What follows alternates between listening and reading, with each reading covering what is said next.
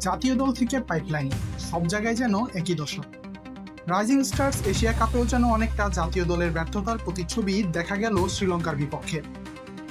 5 wicket আর set batter থাকতেও 7 ওভারে 54 রানও তুলতে পারেনি বাংলাদেশের রাইজিং স্টার্সরা।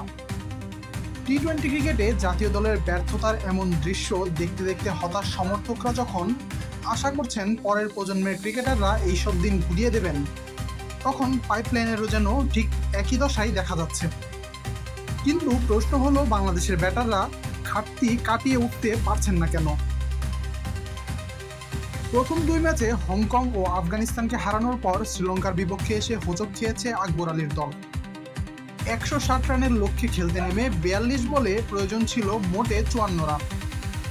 ক্রিজে তখনও সেট ব্যাটার ইয়াসির আলী ও স্বীকৃত ব্যাটার মেহরাব হোসেন আছেন।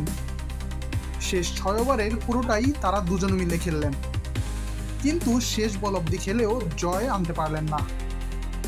এমন হার যেন আবারও বাংলাদেশের মিডল অর্ডার ব্যাটারদের নার্ভ আর স্কিলের ঘাটতি চোখে আঙুল দিয়ে দেখিয়ে দিয়েছে। বাংলাদেশের ক্রিকেটের পাইপলাইন নিয়ে কর্তারা বড় বড় কথা বললেও এই চিত্রগুলোই আসল চেহারা এদেশের ক্রিকেটের। ঘরোয়া ক্রিকেটের কোচরাই আধুনিক ক্রিকেটের স্কিলগুলোর সাথে কতটা পরিচিত, সেই প্রশ্ন এখন ওঠা উচিত। 20 বছর আগের সেই প্রচলিত স্কিল সেটগুলো অনেকটাই ব্যাকডেটেড এখন। বিশ্বসেরাদের সাথে টক্কর দিতে হলে যে ধরনের স্কিল সেট প্রয়োজন, তার ঘাটতি জাতীয় দল থেকে শুরু করে পাইপলাইনেও আছে। শুধু মিডল অর্ডারই নয়, পাইপলাইনের ক্রিকেটারদের প্রায় সবারই স্কিলের ঘাটতি যেন বেরিয়ে আসে এমন কঠিন মুহূর্তগুলোতে, বড় টুর্নামেন্টে। এই টুর্নামেন্টে হাবিবুর রহমান সোহান সেঞ্চুরি করলেও সেই ইনিংসে তার প্রায় প্রতিটা স্কোরিং শটই ছিল লেগ সাইডিশ। বড় দলের বিপক্ষে এমন প্রবণতা নিয়ে সফল হওয়াটা তাই কঠিন হয়ে যায় এসব উঠতি ক্রিকেটারের জন্য। জিশান আলম, মাহিদুল অঙ্কন, ইয়াসির আলী, আকবরদের প্রায় সবারই একই হাল বলা যায়।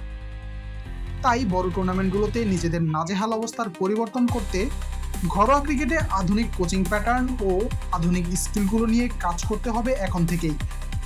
নতুবা গত এশিয়া কাপের ছবি বারবার ঘুরে ফিরে হজম করতে হবে এদেশের ক্রিকেটকে।